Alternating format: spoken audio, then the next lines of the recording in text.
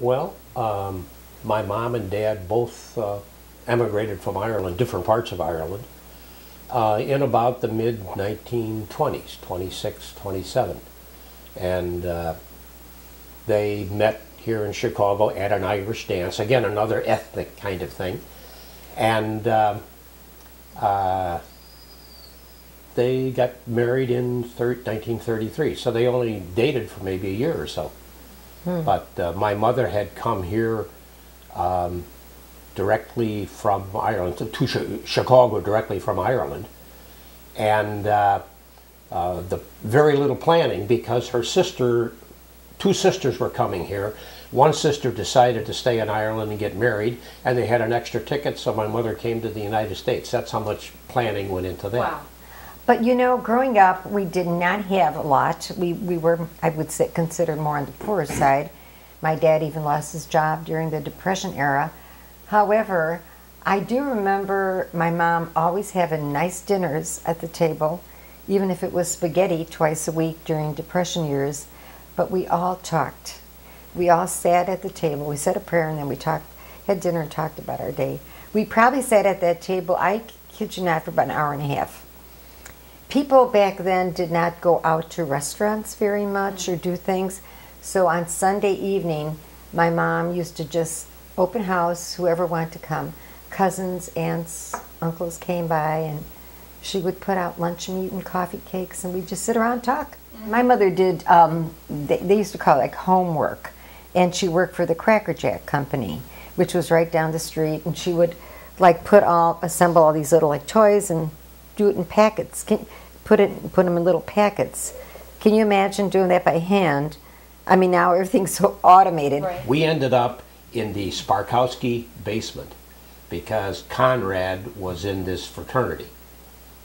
And there were, I don't know, like 8, 10, 12 of us hidden in the coal bin and decorated with paint or whatever. And as we came out to be interviewed one by one, there was this nosy little sister of Conrad's who came down to see what all the commotion was in the basement. Around the corner. And that's the first time that I saw Ginny, and she was, I don't know, she must have been like 15 or 16 years old at the time, and I even noticed her then. Probably would have liked to move one more time rather than just stay in one house. Although we enjoy our home, there's a lot of security. I keep thinking maybe once or twice it would have been good to move. You know, I don't think I'd change anything.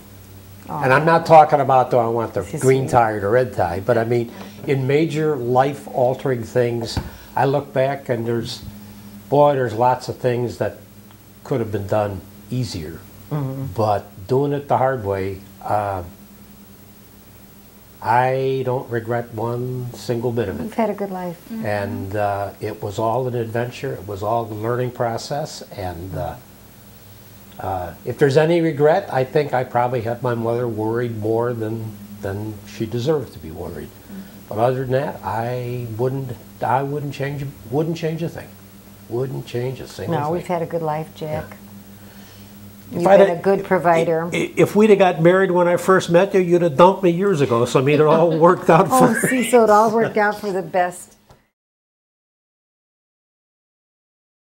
To begin with, you did a nice job of just introducing us to what was going to happen, so that I was no longer conscious of a mic or a camera or you or anything else. It was just talking with our daughter. So like you weren't there. So I hope I'm not insulting. I get that at home all the time.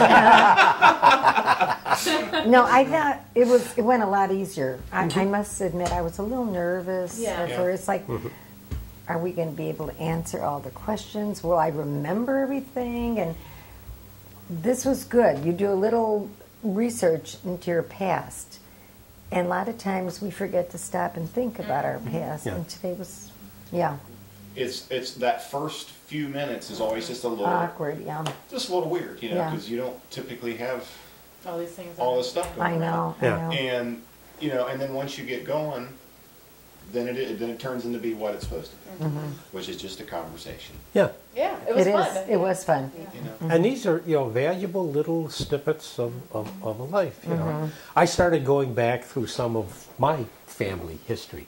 And there isn't any, 'cause nobody kept any records. Right. Yeah. Nobody did this or that. or, Yeah. oh, he died, or Yeah. he went to Australia, or And that was it. and that was really the end of the story. No one knows. As much as I treasured Grandma Brady's voice that I recently heard, or watching a video, it seems like the older I get, the more I wish that Yes. I had more of her, because now that I'm a mom myself, and you go through different points in your life where right now my kids can sit down and watch this video and go, oh, that's nice. But 10 years from now, 20 years from now, they'll appreciate it. this is, Yeah.